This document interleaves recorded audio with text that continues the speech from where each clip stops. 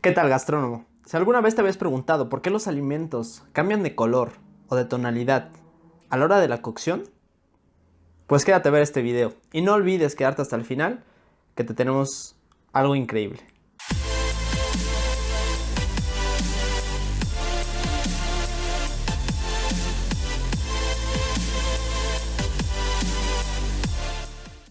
¿Qué tal, gastrónomo? Espero te encuentres muy bien.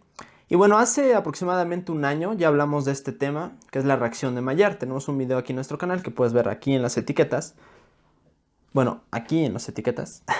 Y que te será la verdad es que bien útil, pero ahora ya tiene algo de tiempo y nos gustaría renovar la información para que esta siempre esté pues actualizada y que tratemos de informarte de la mejor manera. En este video pues vimos que la reacción de Maillard o Maillard es una de las reacciones más importantes en la cocina, así como la caramelización, que son reacciones muy similares. Debido a este tipo de reacciones obtenemos sabores, aromas, texturas que son únicas en la cocina y que además nos dan sabores exquisitos y que hay platillos que sin este tipo de reacción no serían lo que son. Y obviamente nosotros no somos químicos ni ingenieros en alimentos ni nada de eso, pero la verdad es que entender este tipo de reacciones en la cocina es algo muy importante. De esta manera entenderemos cierto tipo de reacciones o cierto tipo de sabores que generamos y así podremos elaborar platillos mucho más complejos y con un mayor equilibrio. Pero bueno, el pardeamiento de los alimentos incluye dos tipos de reacciones que se clasifican primero en las oxidativas, que no requieren calor, y en las que sí requieren calor. Por ejemplo,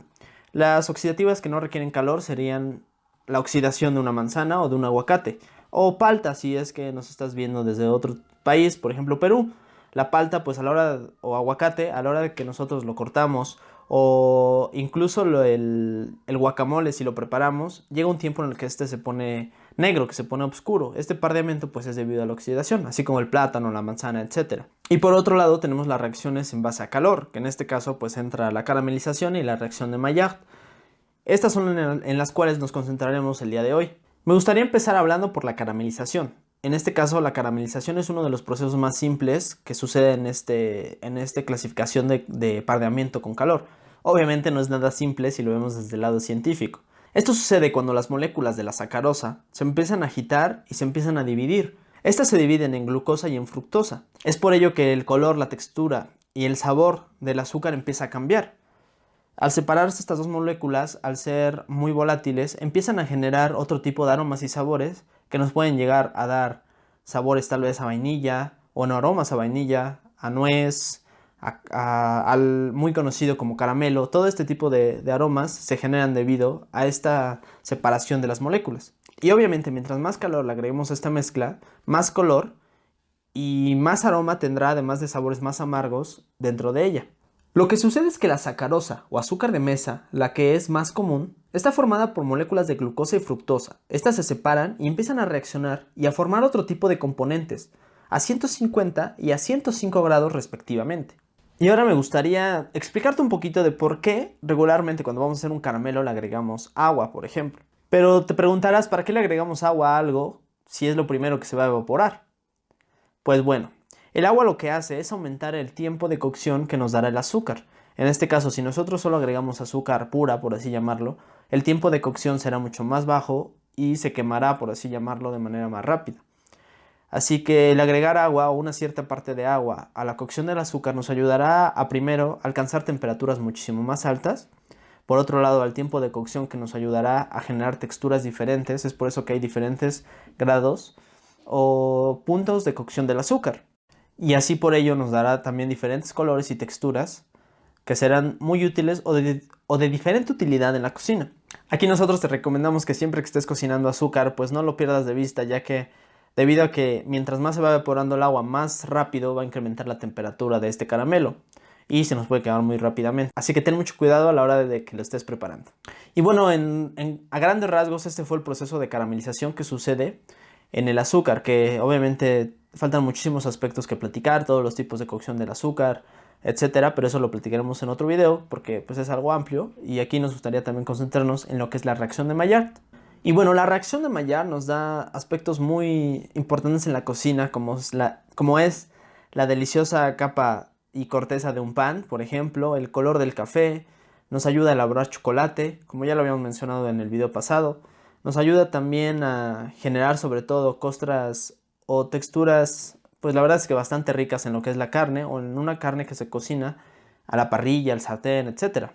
Y bueno, por si no sabías o si no habías visto el otro video, la reacción de Maillard se llama precisamente así por el médico francés que la descubrió, que se llama Louis Camille Maillard, aproximadamente en 1910. Digo, yo no estuve exactamente esa fecha ahí presente, pero es lo que se dice, ¿no? Entre 1910 fue cuando él descubrió esta reacción y empezó a estudiarla.